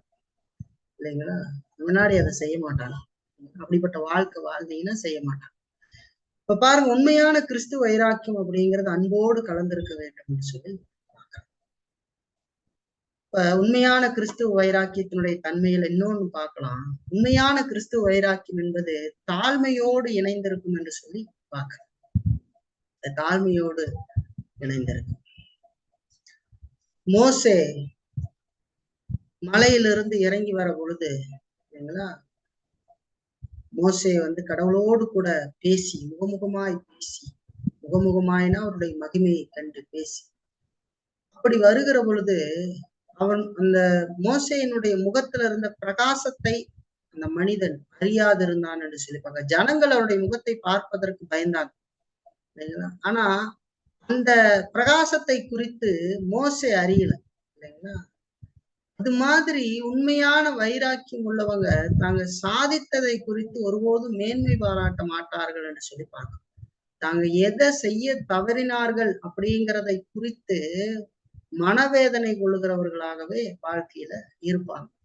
நான் சாதிச்சேன் அப்படிங்கறத குறிச்சு அவன் மேன்மை பாராட்டிக்கிட்டு இருக்க மாட்டான். எதை நான் செய்யாம என்ன விட்டுட்டேன் அப்படிங்கிறதுக்காக அவன் மனவேதனை கொள்ளுகிறவனாக இருப்பான். அதுதான் உண்மையான கிறிஸ்துவ வைராக்கியம் என்று சொல்லி பார்க்கிறேன். ஏதாவது ஒன்னு ரெட்ட செஞ்சுட்டு இல்ல அதை வச்சு பெருமை அடிச்சுக்கிறதா, சபைக்கு நேரமா வந்துட்டா அது பெருமை அடிச்சுக்கிறதா, இல்லைங்களா, இப்படி ஒரு காரியத்தை நான் செய்யறேன் அது பெருமை அடிச்சுக்கிறதா, இல்ல, செய்ய தவறின காரியங்கள் எத்தனையோ அதை கண்டுதான் ஒரு உண்மையான கிறிஸ்துவ வைராக்கியம் உடையவன் வேதனைப்படுவான். இல்லைங்களா? உண்மையான கிறிஸ்துவ வைராக்கியம் அப்படிங்கிறது தாழ்மையோடு இணைந்திருக்கும்னு சொல்லிப்பாங்க. கிறிஸ்துவ வைராக்கியத்தினுடைய தன்மையை தெரிஞ்சுக்கணும். கிறிஸ்துவ வைராக்கியம் என்பது முட்டாள்தனமான ஒன்று அல்ல. ஏதேனும் ஒரு உடையை வாங்கி போட்டுக்கிட்டு இதுக்காக நான் வைராக்கியம் கொள்ளுகிறேன், நான் இந்த உடையைத்தான் போட்டுக்கிட்டு வருவேன், இல்ல இதை விட்டு நான் வேற எதையும் போட மாட்டேன் அப்படிங்கிறதோ. இன்னைக்கெல்லாம் நமக்கு கிறிஸ்துவ வட்டாரங்கள்ல பார்த்தா உடைக்கே ஒரு இது வச்சிருக்கிறாங்க. வேதத்தை தப்பு தப்பா படிச்சுட்டு அப்படி வச்சிருக்கிறாங்க இல்லைங்களா. சிலர் வெள்ளை உடை போட்டா வெள்ளை தான் போடுவான், என்ன சஃபாரி போட்டுக்கிட்டு அதுதான் போடுவான்னு சொல்லுவாங்க. அதெல்லாம் வீணான வேத அறிவு இல்லாத வைராக்கியம் இல்லைங்களா. அதோட அப்படிப்பட்ட மனிதர்கள் யாராவது ஒருத்தர் ஜீன்ஸ் பேண்ட் போட்டு வந்துட்டா இவன் பரிசுத்தம் இல்லாதவன் சொல்லி இது டிக்ளேர் பண்ணிடுவாங்க. டிஷர்ட் எல்லாம் போட்டு வந்துட்டா பாவமா கருதுற மாதிரி. இதெல்லாம் எந்த வேதத்துல படிச்சாங்கன்னே தெரியல. இப்ப பாருங்க, இதெல்லாம் மதிகேடான வைராக்கியம். வைராக்கியம் பாராட்டுறதுல வைராக்கியம், வேத சொன்னதுல வைராக்கியம் உடையவர்களாக இருக்கு. உண்மையான கிறிஸ்துவ வைராக்கியத்தினுடைய தன்மைகளை நம்ம பார்க்கணும். உண்மையான கிறிஸ்துவ வைராக்கியம் அப்படிங்கிறது தேவனுடைய வார்த்தையினால உண்டாயிருக்கிறோம். அது சரியான நோக்கமுடையதாக இருக்க வேண்டும். அதோடு அது கடவுள் கவலை கொள்ளுகிற விஷயத்தை குறித்து கவலை கொள்ளுகிறதாக இருக்க வேண்டும். அதோடு அது அன்போடு கலந்திருக்க வேண்டும் என்று சொல்லி பார்க்கலாம் அந்த வைராக்கியம். அதோடு அது தாழ்மையோடு இணைந்திருக்க வேண்டும் என்று சொல்லி பார்க்கலாம். இதெல்லாம் தான் உண்மையான கிறிஸ்துவ வைராக்கியம் சொல்லிப்பாங்க. அப்ப உண்மையான கிறிஸ்துவ வைராக்கியத்தினுடைய இந்த தன்மையை பற்றி நாம் சிந்தித்து பார்க்க வேண்டியது அவசியம். வாழ்க்கையில இப்படி வைராக்கியம் இருக்குதா, இல்ல வேற வைராக்கியத்தை வைத்துக்கொண்டு அதுக்கு நம்மளே தோலை தட்டி கொடுத்துக்கிட்டு நான் வைராக்கியமா வாழ்ந்துகிட்டு இருக்கேன், கடவுளுக்கு பிரியமா வாழ்ந்துகிட்டு இருக்கேன்னு நம்ம நினைக்கிறோம். ஒரு மனிதன் ஒரு பலமான பக்தி வைராக்கியம் உடையவனாக இருந்தும் தவறான மனிதனாக காணப்பட முடியும் அப்படிங்கிறத மறந்துடாதீங்க இல்லைங்களா. பரிசேயர்கள் அப்படித்தான் இருந்தாங்க இல்லைங்களா. உடையில வைராக்கியம் எதுல இருக்கணுமோ அதை தவிர மிச்சம் எல்லாத்துலயும் இருந்தது. அப்படியே யாரு கூடயும் பேச மாட்டேன், நான் யாரு கூட இல்லை, நான் அப்பழுக்கற்ற பரிசுத்தவான்கிற மாதிரி அவாய்ட் பண்றது. அதை விட கேவலம் வேற யாரையும் நம்முடைய வாழ்க்கையில நாம் தள்ளக்கூடாது. யாரையும் தள்ளக்கூடாது, மனுஷனை தள்ளக்கூடாது. மனுஷன்ல இருக்கிற பாவத்தை வேணா தள்ளலாம் இல்லைங்களா. மனிதனை தள்ளி என்ன பண்றது, அதனால என்ன வரப்போச்சு இல்லைங்களா. அப்படி நாம் செய்தோம்னா நம்ம சரியில்லாதவங்க. வேதத்துல எந்த மனிதரும் யாரையும் தள்ளினதாக நம்ம பார்க்க முடியாது இல்லைங்களா. பரிசுத்தவான்கள் யாருனாலும் தள்ளி விட்டுருக்குறாங்களா? இல்ல.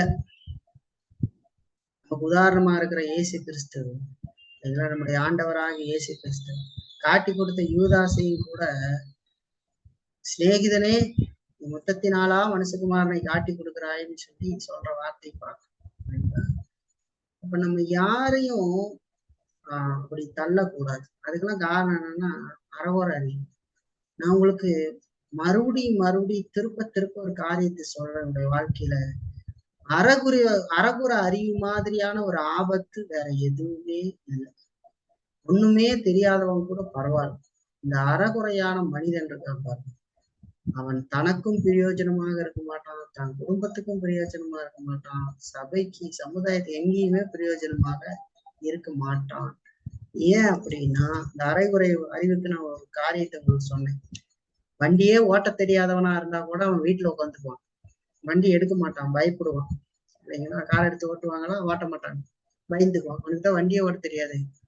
வண்டி ஓட்ட தெரிஞ்சவன் சரியா எடுத்து ஓட்டுவான். இந்த அறகுறையா இருக்கிறவன் இல்லைங்களா, 4 நாள் எங்கேயாவது போய் ஓட்டிட்டு வந்துட்டு நான் ஓட்டிடுவேன், எனக்கு எல்லாம் தெரியும் அப்படின்னு தானாவே ஏதாவது ஒண்ணு செய்ய முயற்சி பண்ணானா அவனும் செத்து போவான், ரோட்ல வரவனையும் சேர்த்து சாகடிப்பான். இந்த விதத்துலதான் கிறிஸ்துவ வாழ்க்கை சிலருடைய வாழ்க்கையில அறகுறையா இருக்கு. அது அவனுக்கும் பிரயோஜனம் இல்லை, அந்த மனுஷனுக்கும் குடும்பத்துக்கும் பிரயோஜனம் இல்லை, பாக்குறவங்களுக்கு பூரா கிறிஸ்துவனா இதுதான் அப்படின்னு தன் வாழ்க்கையின் மூலமாக இலவசமாக பிரச்சாரம் பண்ணிக்கிட்டு இருக்காங்க. இதான் கிறிஸ்துவம். இந்த கிறிஸ்துவத்தை நீ ஏத்துக்காத, இது பாரு என்னை பாக்குற இல்லையா, என் வாழ்க்கையை பாக்குற இல்லையா, நான் எப்படி கேவலமா இருக்கேன், அதான் கிறிஸ்துவம் அப்படின்னு அவன் காட்டி கொடுக்குறான் இல்லைங்களா. என் பேச்சு பாரு, நான் எப்படி கேவலமா பேசுறேன் பாரு, அதுதான் கிறிஸ்துவம். அதனால நீ அந்த கிறிஸ்துவத்தை ஏத்துக்காத அப்படின்னு இலவசமா பிரச்சாரம் பண்றான். பிசாசனுடைய வேலையாளா இருந்து வேலை செஞ்சுக்கிட்டு இருக்கான். அது செய்யக்கூடாது. அரைகுறைய அறிவு ஆபத்தானது. ஏன்னா நமக்கு தெரிஞ்சிருக்கிறது கொஞ்சமா இருந்தாலும் அல்லது மிகுதியா இருந்தாலும் அதுல இருந்து அதை மாத்திரம் செய்து அதிக வளர்ச்சி அடைவதற்கு கடவுளுக்குள்ளாக நடக்க வேண்டியது அவசியம் இல்லைங்களா? தனக்கு என்ன தெரிந்திருக்கிறதோ அதுல மிகுந்த தாழ்மையோடு இருந்து வாழ்க்கையில வளர வேண்டியது அவசியம். ரொம்ப அவசியம். அப்போ உங்களுடைய வைராக்கியம் வேத வசனத்தின்படியான வைராக்கியம் தானா அப்படின்னு கேள்வி கேட்டு திருத்தி கொள்ள வேண்டியது அவசியம். அது ரொம்ப முக்கியம். உண்மையான கிறிஸ்துவ வைராக்கியத்தினுடைய தன்மைகளை பார்த்துருக்கோம். கடைசியா மூணாவது அதுல நம்ம பாக்குறது என்னன்னா, கிறிஸ்துவ வைராக்கியத்தை கொண்டிருப்பது ஏன் நன்மையானது அப்படின்னு நம்ம பார்க்கிறோம். கிறிஸ்துவ வைராக்கியத்தை கொண்டிருப்பது ஏன் நன்மையானது? உண்மையான வைராக்கியம் நல்லது என்று சொல்லி பார்க்கிறோம். உண்மையான கிறிஸ்துவ வைராக்கியம் ரொம்ப நல்லது. ஏன் அப்படின்னு சொன்னா, அது தனக்கும் சபைக்கும் சமுதாயத்துக்கும் நன்மையை கொடுக்கக்கூடியதாக இருக்கிறது என்று சொல்லி பார்க்கிறோம். கிறிஸ்துவ வைராக்கியம் அப்படி நம்ம இருக்கிற கிறிஸ்துவ வைராக்கியம் கொண்டு இருப்பது ஏன் நன்மைனா, அது நமக்கு, அது சபைக்கு, சமுதாயத்திற்கு நன்மையை கொடுக்கிறது. உண்மையான கிறிஸ்துவ வைராக்கியம் நல்லது. பாருங்க, முதல்ல பாக்குறோம், கிறிஸ்துவ வைராக்கியம் என்பது கிறிஸ்துவனுக்கு தனிப்பட்ட முறையில அது நன்மையானது என்று சொல்லி பார்க்கிறோம். உடற்பயிற்சி செய்யறது சரீரத்துக்கு எப்படி நன்மையானதோ அது மாதிரி கிறிஸ்துவ வைராக்கியம் ஆத்மாவினுடைய ஆரோக்கியத்திற்கு நல்லது அப்படின்னு சொல்லுங்களா? உடற்பயிற்சியே செய்யாத இருக்கிறவங்களுக்கு இது பொருந்துமான்னு தெரியல. செஞ்சு பார்க்கறதுக்கு கூட நாலேஜ் பத்தாது இல்லையா? உடற்பயிற்சி செய்யல அப்படின்னா அப்ப நான் பேசுறது கூட ஏதோ என்னமோ உடற்பயிற்சின்னு சொல்றாங்களே அப்படின்ற மாதிரி ஆயிடும். நம்முடைய நாட்டுல வாழ்ற பகுதியில இருக்கிறவங்க எல்லாம் பார்த்தா மீது யாராவது அப்படி இருந்த கூடும். அதனால நீங்களே உங்களை செஞ்சு பார்த்துக்கோங்க. போனாலும் மூணாலுமா இருந்து இல்லைங்களா, நடக்கவும் முடியாம எந்திரிக்கவும் முடியாம உட்காந்தா யாருன்னா 2 பேர் கையை பிடிச்சி தூக்கி விடுற மாதிரி நம்முடைய உடம்புகளை வச்சுக்கிட்டு இல்லைங்களா, சின்ன பிள்ளைங்கள் முதல் கொண்டு அப்படித்தான் இன்னைக்கு இருந்துட்டு இருக்காங்க. பாருங்க, உடற்பயிற்சியே ரொம்ப முக்கியம். சரீரமே கர்த்தர் கொடுத்தது இல்லைங்களா, அதை சரியா வச்சுக்கணும். அப்படி இல்லைன்னா நம்ம நினைக்கிறத நம்ம வாழ்க்கையில நம்ம போய் செஞ்சிட முடியாது இல்லைங்களா, அதை நம்மளை படுக்க வச்சிடும். அப்ப அதை ஞாபகத்துல வச்சுக்கணும். சரி, இப்ப பாருங்க, கிறிஸ்துவ வைராக்கியம் என்பது கிறிஸ்துவனுக்கு தனிப்பட்ட முறையில நன்மையானதுன்னு சொல்லிட்டாங்க. உடற்பயிற்சி செய்யறது சரீரத்துக்கு எப்படி நன்மையோ, ஒரு நல்ல உடற்பயிற்சி செய்யறடைய வாழ்க்கையில அவன் ரொம்ப சுறுசுறுப்புள்ளவனாக இருப்பான், ரொம்ப ஆக்டிவா இருக்கும். உங்களை நீங்க நினைச்சு பாருங்க, டெய்லி ஒரு 1/2 மணி நேரம் நடந்து பாருங்களேன், நீங்க எப்பொழுதும் இருக்கிறத விட நல்லா சுறுசுறுப்பா. ஏன்னா ரத்தம் சர்க்கிள் ஆகும் இல்லைங்களா, உங்களுக்கே தெரியாது. இன்னைக்கு அநேகர் பாருங்க, இந்த வாழ்க்கையில ஒரு குறிப்பிட்ட வயசு வந்தா முட்டை திங்க முடியாதுல்ல, ராத்திரி ஆனா முட்டை தின்னா ஜீரணம் ஆகாது. ரொம்ப நல்லாதான் இருந்தது, ஆனா இப்ப முட்டை தின்னா ஜீரணமே ஆக மாட்டேங்குதுன்னு இருக்கும் இல்லைங்களா. ஏன் அப்படி தெரியுங்களா? உடம்பு அதோடைய தன்மையை இழந்து விட்டது. சின்ன வயதுல நடந்த மாதிரி இப்ப நடக்க மாட்டேங்குது.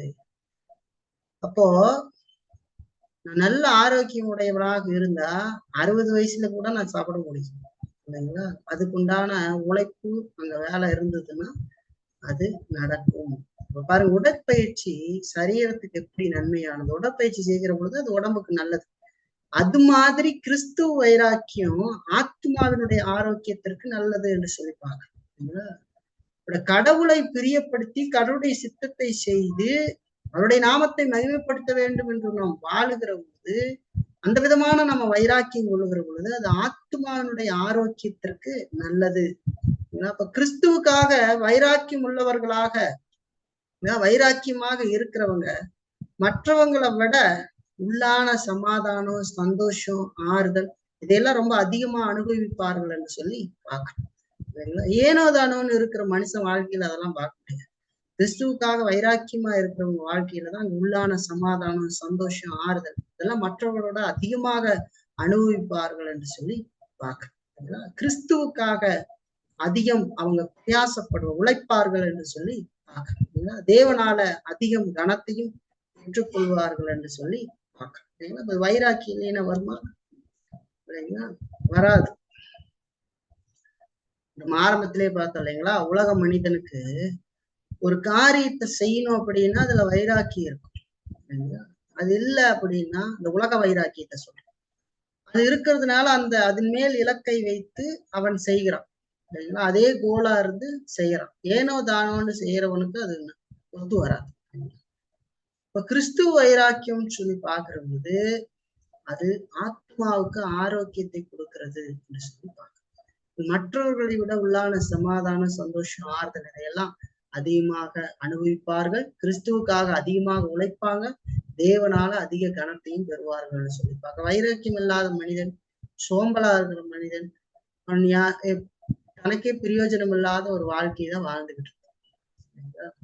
தனிப்பட்ட முறையில எப்படி ஒரு மனிதனுடைய உடல் எக்ஸசைஸ் பண்ணாத போது கோணல் மானலமா நெளிஞ்சு போய் கிடக்கு பாருங்க.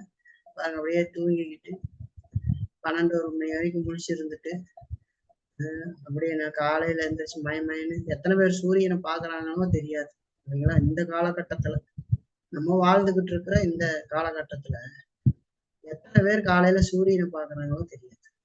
ஒரு 15 வருஷம் 20 வருஷத்துக்கு முன்னாடி காலையில 5 மணிக்கே எந்திரிச்சிருவாங்க மக்கள்லாம்.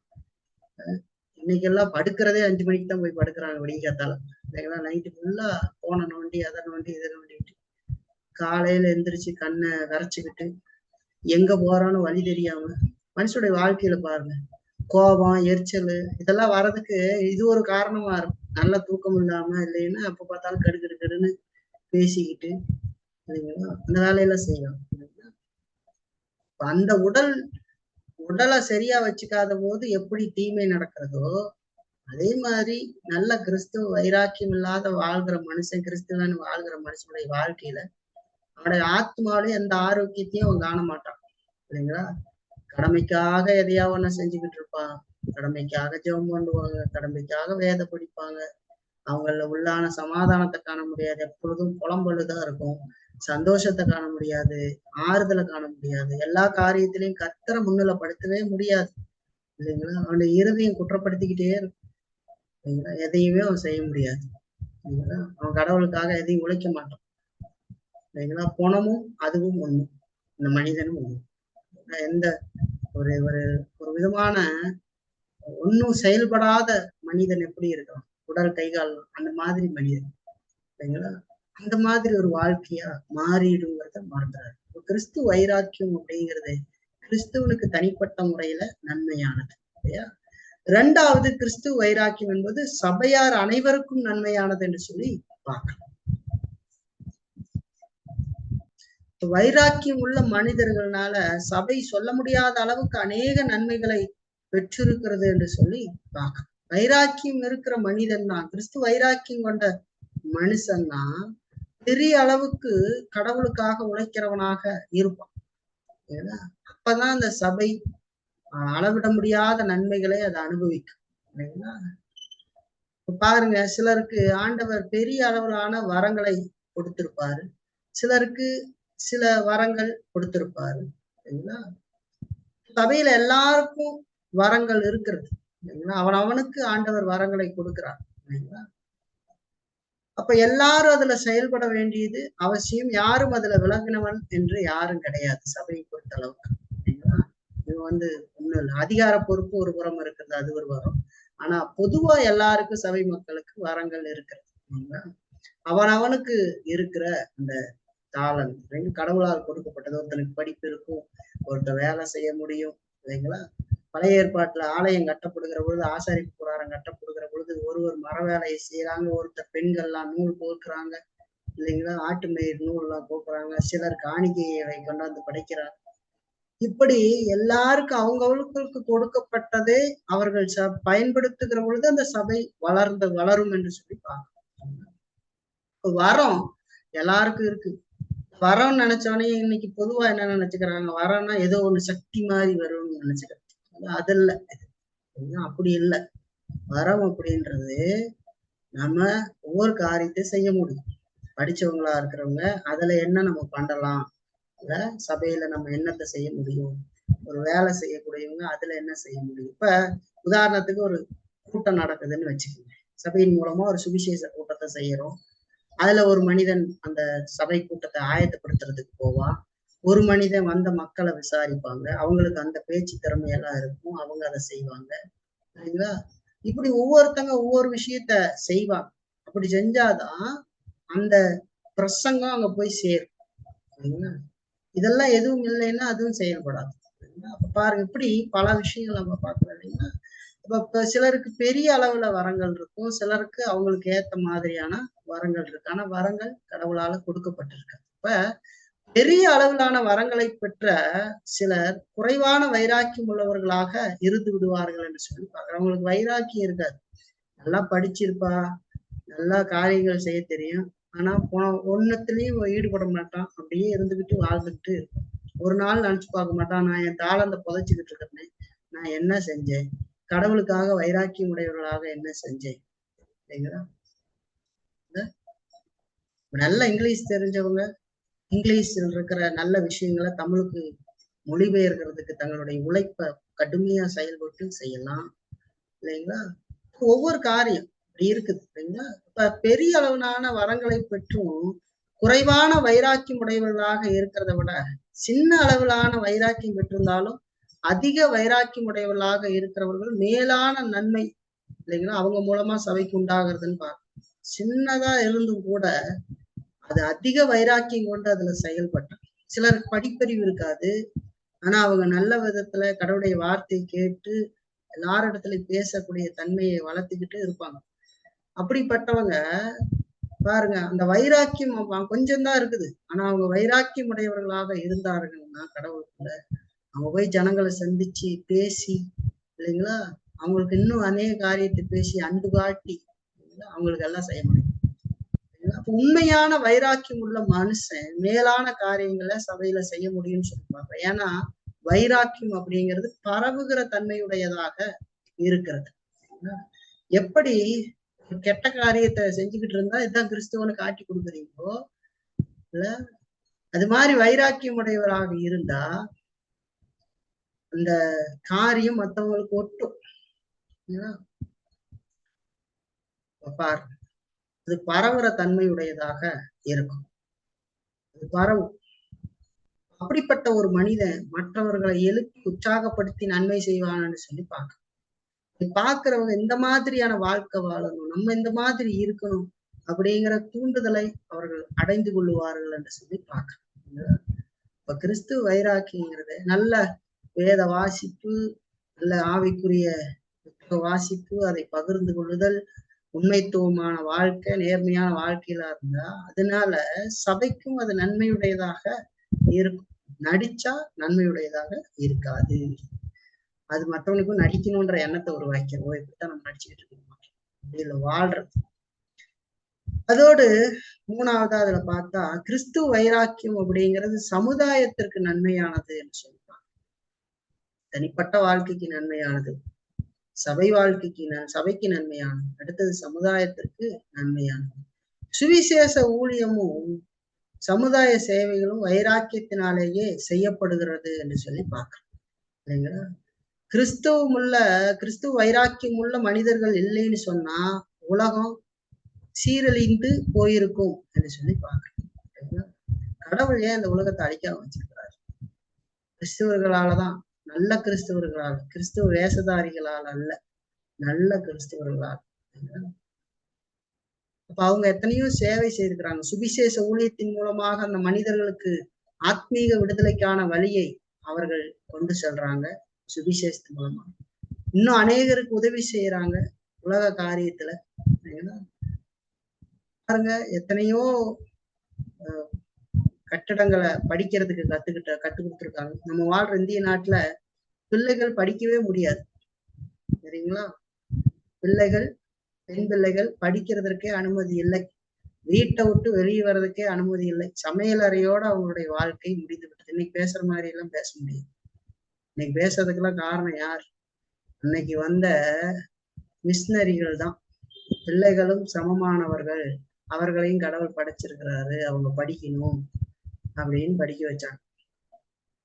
இந்திய கலாச்சாரத்தின் அடிப்படையில பெண்களுக்கு எதுவும் கிடையாது. பெண்களை பொறுத்த அளவுக்கு அடிமைகள், அந்த விதமான மனநிலை தான் இருந்தது. உடன்கட்டை ஏறுதல்லாம் இருந்தது. கணவன் செத்துட்டா அந்த மனைவியும் தீயில போய் எரிஞ்சு செத்துடணும். அப்படி ஒரு உடன்கட்டை பழக்கமும் இருந்தது இங்க, சரிங்களா? அதெல்லாம் தவறு அப்படின்னு சொல்லி அப்படி சேவை செய்தார்கள். வந்து எதிர்த்தாங்க, அதெல்லாம் அது தப்பு அப்படின்னு எதிர்த்தாங்க. கிறிஸ்துவ வைராக்கியம் என்பது சமுதாயத்துக்கு நன்மையானது. அப்ப அந்த வைராக்கியம் இருக்கிற பொழுது நாம் சுவிசேஷத்தை அறிவிக்கிறோம். இப்ப ரட்சிக்கப்படாத ஒரு மனிதனுக்கு சுவிசேஷத்தை அறிவிக்கிற பொழுது கடவுள் தம்முடைய சித்தத்தின்படியாக அந்த மனிதனுடைய வாழ்க்கையில ரட்சிப்பை கொடுக்கிற பொழுது அந்த மனிதன் அவன் ரட்சிக்கப்பட்டா என்ன நடக்கிறது? அவன் பாவத்துக்கு உலகுகிறான், இல்லைங்களா? அவன் பாவத்துக்கு உலகும் போது என்ன நடக்கும்? அவன் தன் ஆத்மா ரட்சிக்கப்படுகிறது, பரலோகத்துக்குரியவன் ஆகிறான். அவன் மத்தவனை கெடுக்கிற வேலையிலிருந்து வந்துடுறான், இல்லைங்களா? தவறான காரியத்துல இருந்து விலகிறான், இல்லைங்களா? ஒரு நல்ல கிறிஸ்துவனா இருக்கிறவன் மத்தவனை கூப்பிட்டு சீரழிக்கிறதுக்கு போவானா? வா நம்ம குடிக்க போலாம், நம்ம போய் அடுத்தவனை கெடுக்க போலாம் அப்படின்னு சொல்லுவானா? செய்ய மாட்டான். சமுதாயத்தை சீரழிக்க மாட்டான். அவன் சமுதாயத்துக்கு நன்மை செய்வான். கிறிஸ்துவ பிள்ளைகளா நல்ல விதத்துல வளர்க்கப்பட்ட பிள்ளைகள் என்ன செய்வாங்க? நான் செய்ய மாட்டாது பொய் பிள்ளைங்களுக்கு சொல்லி கொடுக்கும், இல்லையா? நான்லாம் செய்ய மாட்டேன், பொய் சொல்ல மாட்டேன், எங்க பைபிள் சொல்லி இருக்குது பொய் சொல்லக்கூடாது அப்படின்னு சொல்லி இருக்குது, அப்பா அம்மாவுக்கு கீழ்படின்னு சொல்லி இருக்குது, நான் அப்படி செய்ய மாட்டேன் அப்படின்னு சொல்லுவாங்க, இல்லைங்களா? திருட மாட்டேன், ஏன்னா பைபிள் சொல்லுது திருடக்கூடாதுன்னு சொல்லுது, மற்றவனை கெடுக்க கூடாதுன்னு சொல்லுது, நான் அதை செய்ய மாட்டேன். அவன் என்ன செய்யறான்? நம்ம மனுஷன் சமுதாயத்துக்கு நன்மை செஞ்சுக்கிட்டு இருக்கான், இல்லைங்களா? நான் அதை செய்ய மாட்டேன், நான் செய்ய மாட்டேன், நான் செய்ய மாட்டேன் அப்படிமா. அப்ப கிறிஸ்துவ வைராக்கியங்கிறது சமுதாயத்திற்கு நன்மையானது. தேவையில்லாத காரியத்தை நான் பார்க்க மாட்டேன் அப்படின்னு சொல்லுவாங்க, இல்லைங்களா? அப்ப கிறிஸ்துவ வைராக்கியங்கிறது சமுதாயத்துக்கு நன்மையானது, இல்லைங்களா? அப்ப நீங்க ஒரு நல்ல கிறிஸ்தவங்களா இருந்தா உங்க பக்தி வைராக்கியத்தை அணைத்து போடாதபடிக்கு எச்சரிக்கையா, அது ரொம்ப முக்கியம், இல்லைங்களா? நாம் ஒரு நல்ல கிறிஸ்துவராக இருந்தா நம்முடைய பக்தி வைராக்கியத்தை அணைத்து போடாதபடிக்கு நாம் எச்சரிக்கையாக இருக்க வேண்டியது அவசியம். நமக்கு இருக்கிற அந்த வைராக்கியத்தை நாம் அனல் மூட்டி எழுப்பிவிட வேண்டும், இல்லைங்களா? மற்றவங்களுடைய வைராக்கியத்திற்கு நாம எதிர்த்தும் நிக்க கூடாது, நம்ம செய்யாததுனால அப்படி செய்யல அப்படின்னா அதுதான் நடக்கும். பாவத்தில் இருக்கிறவன் மத்தவன் நல்லா வாழ்ந்தா அவன் பொறுத்துக்க மாட்டான், இல்லைங்களா? அதை ஏதாவது விதத்துல கெடுக்கிறதுக்கு ஏதாவது வேலை பார்ப்பான். அவங்க சரியில்லை, அது சரியில்லை, இது சரியில்லைன்னு சொல்லுவான், குறை சொல்றதுக்கு ஆரம்பிச்சிருவான், இல்லைங்களா? அப்ப வைராக்கியம் உள்ள மனுஷன் சில வேளையில தவறு செய்யக்கூடும், ஆனா வைராக்கியம் இல்லாத மனிதனா இருப்பதை விட இது ஒன்றும் மேலான தவறு இல்லை அப்படின்னு தெரிஞ்சுக்கோங்க. வைராக்கியமே இல்லாம வாழ்ந்துகிட்டு கடவுளுக்கு பிரியமில்லாத நடக்கிறத விட, இப்படி கடவுளுக்கு பிரியமில்லாம நடந்துகிட்டு இருக்கிறத விட இது எவ்வளவோ வைராக்கியம் உள்ள மனுஷன் சில தவறு செய்வான், அவன் மனம் திரும்புவான், இல்லைங்களா? நான் வைராக்கியமே இல்லாமல் செத்த போன மாதிரி இருக்கிறது தவறு அப்படிங்கிறத நம்ம உணர்ந்து. அப்ப கிறிஸ்துவ வைராக்கியத்தை கொண்டிருப்பது ஏன் நன்மையானது? அது தனிப்பட்ட முறையில நமக்கு நன்மையானது, சபைக்கு நன்மையானது, சமுதாயத்திற்கு நன்மையானது. அப்ப அந்த வைராக்கியம் இருந்ததுன்னா அதெல்லாம் நடக்கும். கிறிஸ்துவ வைராக்கியம் நம்மள இருக்குதா அப்படின்னு கேட்க. சரி, ஒரு 3 பயன்பாடுகளை சுருக்கமா பார்த்து நம்ம முடிக்கிறோம். முதலாவதா, கிறிஸ்துவை இன்னும் விசுவாசிக்காதவர்களுக்கு ஒரு எச்சரிக்கை இதுல இருந்து, இன்னும் ரட்சிக்கப்படாம கிறிஸ்துவத்துல வராம இருக்கிறவங்களுக்கு ஒரு எச்சரிக்கையான வார்த்தை. உங்களுக்கு உண்மையான கிறிஸ்துவ வைராக்கியத்தை பற்றி இன்னும் எதுவும் தெரியல, இல்லைங்களா? இதெல்லாம் இப்ப நீங்க காதார கேட்டாலும் கூட உங்களுடைய வாழ்க்கையில ரட்சிக்கப்படாம இருந்து இப்படியெல்லாம் இருக்கணுமா, இப்படியெல்லாம் இருக்க முடியுமா அப்படின்னு நீங்க நினைச்சாலும் கூட உங்களால் நடக்க முடியாது, இல்லைங்களா? ஏன் அப்படின்னா உங்களுக்கு உங்களுடைய தொழிலை குறித்து இருக்கிற அல்லது அனுதின காரியங்களை குறித்து உங்களுக்கு இருக்கிற ஆர்வம் இதெல்லாம் இதுல இருக்காது அப்படிங்கிறத நீங்க தெரிஞ்சுக்கணும். இதுல இருக்காது, கேட்கலாம் ஆனா இருக்காது. உங்களுக்கு தேவனை பற்றியோ பரலோகத்தை பற்றியோ நித்திய வாழ்வை பற்றியோ ஒரு கவலையும் இருக்காது. ஏன் அப்படின்னு சொன்னா நீங்கள் இன்னும் மனமாற்றம் அடையவில்லை, பாவம் உள்ள இருக்குது. அப்ப இந்த வார்த்தை கேட்கிற பொழுது நீங்க உங்களுடைய அந்த தூங்குற நிலையை விட்டு எழுந்துருங்க. இந்த உலக வைராக்கியத்தை பற்றி பெருமையா இருக்கிற நீங்க நித்திய காரியங்களை பற்றி அக்கறை உள்ளவர்களாக இருக்கிறதுக்கு முயற்சி செய்யுங்க.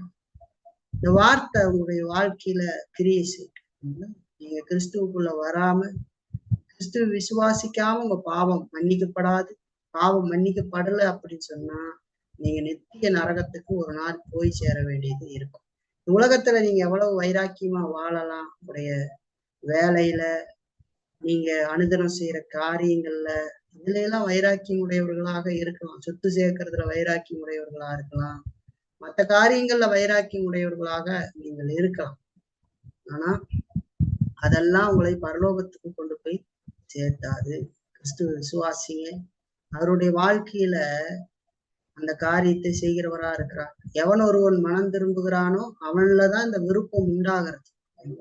மனம் திரும்பாதவனுடைய வாழ்க்கையில இந்த விருப்பம் உண்டாகாது அப்படிங்கிறத மறந்துடக்கூடாது. ஆகவே உலக காரியத்தை பற்றி வைராக்கியமாகவும் நித்திய காரியங்களை பற்றி அக்கறையும் இல்லாமல் காணப்படுறது முட்டாள்தனம் அப்படிங்கிறத நீங்க நினைச்சுக்கணும். சரிங்களா?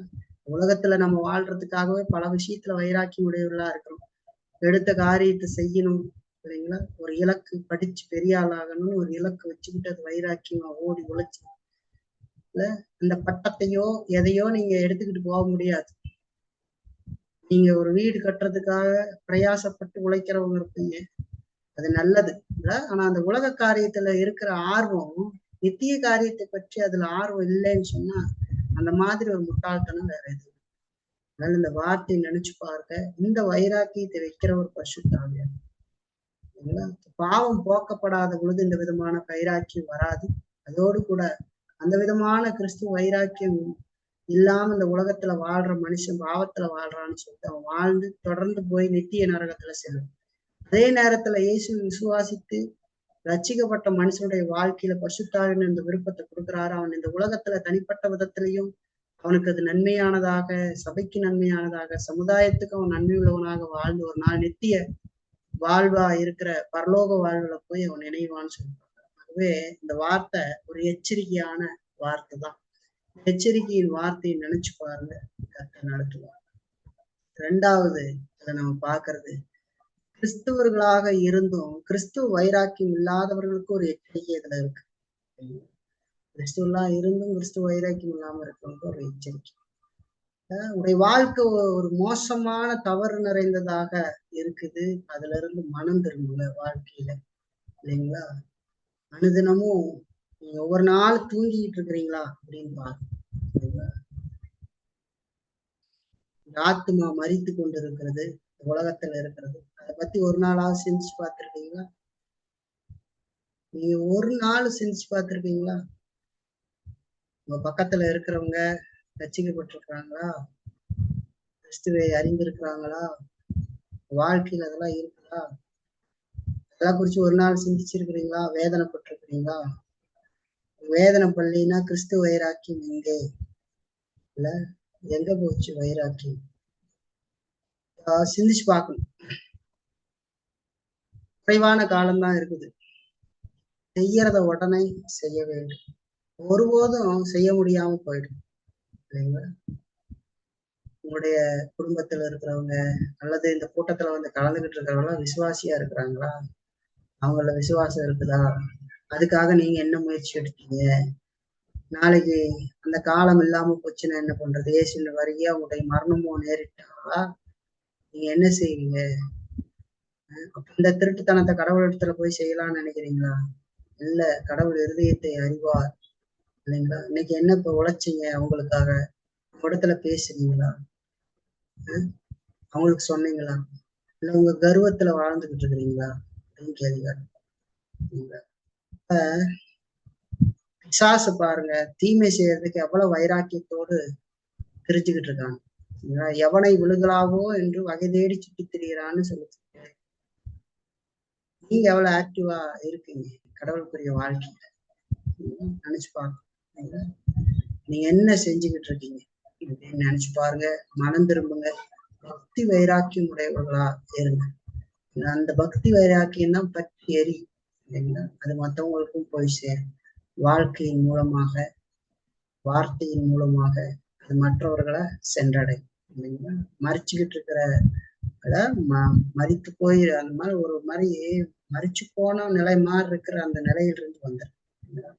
தூங்குகிற நீ விழித்து எழுந்திருன்னு வேதம் சொல்லு. அப்படி தூங்குற மாதிரி நிலையில இருக்கக்கூடாது. வார்த்தைகளை கேட்டு கேட்டு அந்த மாதிரி இருக்கக்கூடாது. நினைச்சு பாருங்க, கத்த நடத்துவோம்.